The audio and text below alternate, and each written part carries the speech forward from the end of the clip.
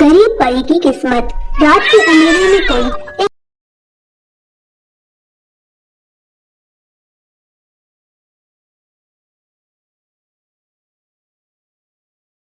बच्ची को मंदिर की सीढ़ी पर रोता हुआ छोड़कर चला गया। सुबह होते ही कौशल्या नाम की एक औरत मंदिर की साफ सफाई करने के लिए आई और उसने मंदिर की सीढ़ियों पर बच्ची को रोता हुआ देख उसे गोद में उठा लिया और बोली, अरे वो बच्चा किसका है? और आसपास के लोगों से भी पूछा, लेकिन सबने मना कर दिया कि वो उस बच्ची को नहीं जानते। कौशल्या का इस दुनिया में कोई नहीं था, तो वह उसे घर ले आती है और उस बच्ची का नाम सुहाना रखती है और उसकी देखभाल भी करने लगी। यूं ही कुछ दिन बीत जाते हैं। एक दिन की बात है, एक बड़ी सी गाड़ी में कमला नाम की एक औरत कौशल्या के घर आई और बोली, क्या यहाँ पर कोई 1 वर्ष की बच्ची रहती है? हाँ मेम साहब, मेरे पास एक बच्ची है, लेकिन आपको कैसे पता? मुझे किसी ने बताया था, मैं उस बच्ची को गोद लेने आई हूँ। नहीं मेम साहब, मैं उस बच्ची को आपको नहीं दे सकती, उसके अलावा मेरा इस दुनिया में और कोई नहीं है, मुझे माफ करना, आप यहाँ से जा सकती हो। इतना सुनकर कमला देवी घर आ जाती है और घर आकर योजना बनाने लगी।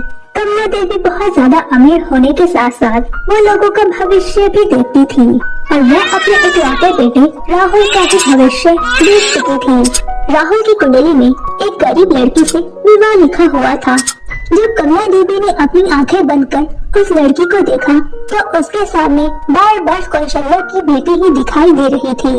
अगर मैं अपने बेटे का भविष्य देख सकती हूँ तो उसे बदल भी सकती हूँ, मैं उस लड़की को नहीं छोड़ूंगी। इतना कहकर कमला देवी उस गुंडे को कौशल्या के घर सुहाना को मारने के लिए भेजती है, लेकिन वो गुंडे लाख कोशिशों के बाद भी सुहाना का कुछ बिगाड़ नहीं पाते और कमला देवी के पास आकर ये कह देते हैं कि उन्होंने उस बच्ची को मार दिया।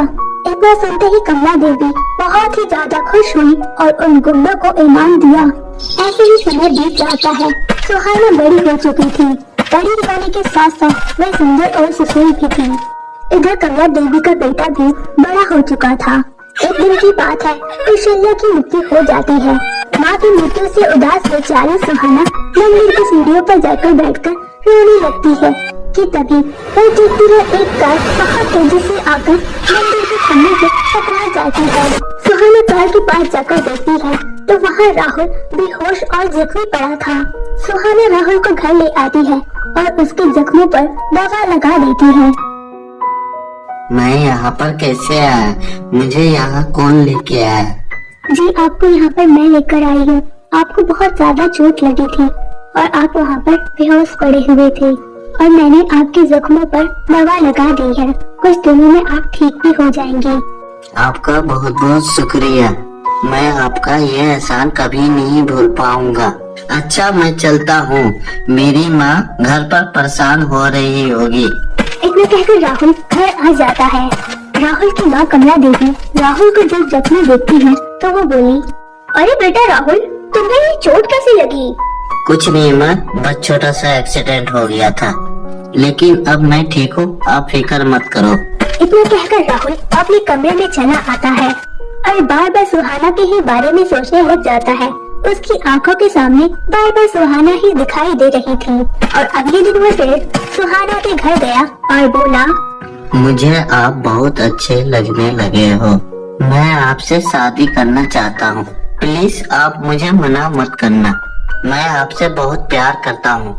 सुहाना राहुल का प्रस्ताव स्वीकार कर लेती है और उसे शादी करने के लिए हाँ बोल दी और फिर दोनों ने मंदिर में जाकर शादी कर ली। राहुल सुहाना को घर ले आया और अपनी माँ से बोला, माँ ये सुहाना है, हम दोनों ने शादी कर ली है, आप हमें आशीर्वाद दें।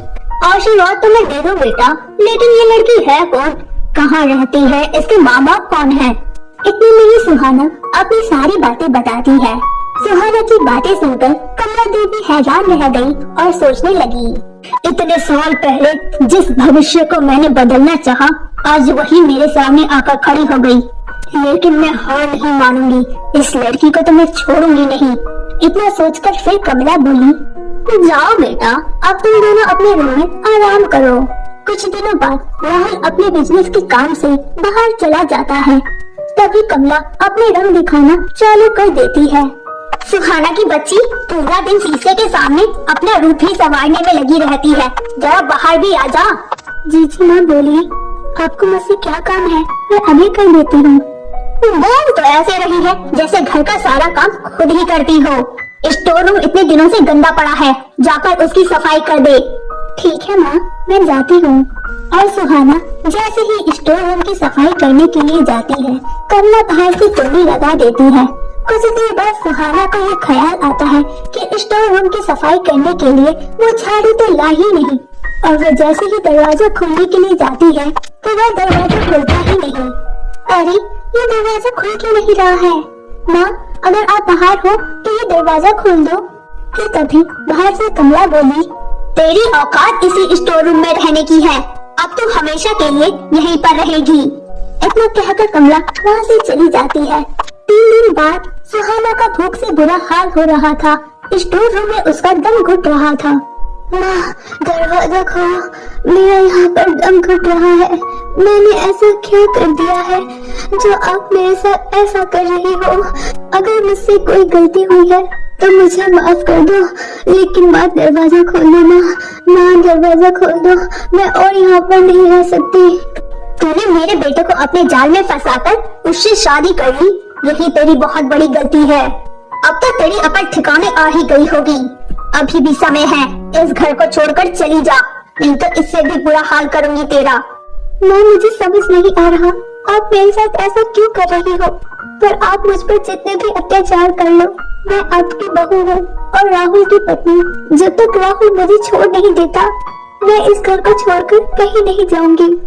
सुहाना की ये बातें सुनकर कमला गुस्से में अपने कमरे में आ जाती है और कुछ दिनों तक वो सुहाना पर खूब अत्याचार करती, यहाँ तक कि उसको मारा भी करती।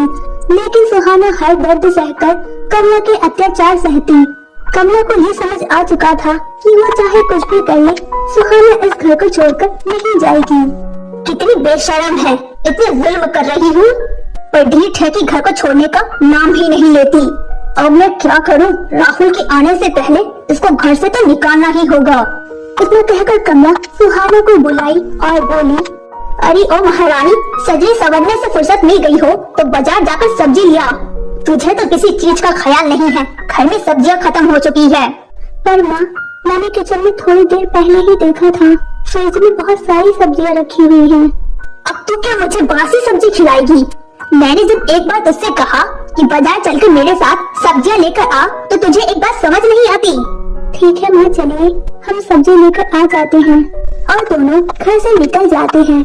लेकिन कमला बाजार जाने की बजाय घने जंगल की पहाड़ियों पर जाने लगती है। इतने में ही सुहाना बोल पड़ी, माँ, हम तो बाजार जा रहे थे, आप ये कहाँ आ गए हैं? वो मेरा घूमने का मन कर रहा था, इसलिए मैं यहाँ आ गई। और अब तू मुझे मत बता कि मुझे कहाँ जाना है और कहाँ नहीं, चुपचाप मेरे साथ चल। और फिर दोनों पहाड़ियों के पास पहुँच जाते हैं। अरे वाह, पहाड़ी से नीचे देखने में कितना अच्छा लग रहा है। सुहाना, तू भी आकर देख। कमला की बातें सुनकर सुहाना भी पहाड़ियों के नीचे देखने लग जाती है, लेकिन कमला पीछे से सुहाना को धक्का दे देती है और जल्दी से वह घर आ गई और बोली, ऐसे तो वो करम जली से हमारा पीछा नहीं छोड़ने वाला था। अच्छा किया मैंने जो उसे पहाड़ी से धक्का दे दिया, कम से कम अब जान छूटी। लेकिन दूसरी तरफ सुहाना जब पहाड़ियों से गिर रही थी तो उसके पंख निकल आए और वह उड़ने लगी। अरे ये हो क्या रहा है, मैं उड़ कैसे रही हूँ? और जैसे ही सुहाना जमीन पर खड़ी हुई तो उसके हाथों में एक चमचमाती छड़ी आ जाती है। सुहाना को कुछ समझ नहीं आ रहा था, ये हो क्या रहा है? पहले वो पंख जिसने मेरी जान बचाई, लेकिन अब मैं इस छड़ी का क्या करूं? सुहाना इतना कह ही रही थी कि तभी उसके सामने एक परी प्रकट हुई और बोली, सुहाना, मैं परी लोग की परी माँ माया हूँ और मैं तुम्हें बताती हूँ, क्योंकि तुम एक परी हो इसलिए तुम्हारे पास ये जादुई पंख और ये छड़ी आई है। आप ये क्या बोल रही हो? छड़ी, पंख, परी, मुझे कुछ समझ नहीं आ रहा। आज से 20 वर्ष पहले परी लोक में सभी परियां हंसी खुशी रह रही थी, लेकिन एक दिन चुड़ैल मंजुलिका ने परी लोक पर हमला कर दिया। कुछ परियां जल गयी और बाकी परियों को चुड़ैल ने अपनी गिरफ्त में ले लिया। उस समय हम परियों को कुछ समझ नहीं आ रहा था, इसलिए हम तुम्हें पृथ्वी पर छोड़ गई। लेकिन सुहाना, अब परिलोक में सब कुछ ठीक हो चुका है और तुम 21 वर्ष की भी हो चुकी हो और तुम्हारी जादुई शक्तियाँ भी तुम्हें मिल चुकी हैं। इसलिए हम चाहते हैं कि तुम हमारे साथ चलकर परिलोक में ही रहो बेटा। नहीं परी माँ, मेरी शादी हो चुकी है और मैं ये चाहती हूँ कि मैं अपना सारा जीवन अपने पति और अपनी सास के साथ बिताऊं। कृपया कर मुझे अपने साथ ना लेकर जाएं। ठीक है सुहाना, अगर तुम यहाँ पर रहना चाहती हो तो हम तुम्हें रोकेंगे नहीं, लेकिन एक बार तुम हमारे साथ परिलोक में चलो। परिलोक की सभी परियां तुम्हें देखना चाहती हैं। उसके बाद तुम पृथ्वी पर आ जाना। ठीक है परी माँ, मैं चलती हूँ। इसके बाद सुहाना परी माँ के साथ परिलोक चली जाती है। वहाँ सभी परियां सुहाना को देखकर बहुत ही ज्यादा खुश हुई। सुहाना तो सभी परियों के साथ घुल मिल गई। कुछ दिन यूं ही बीत गए।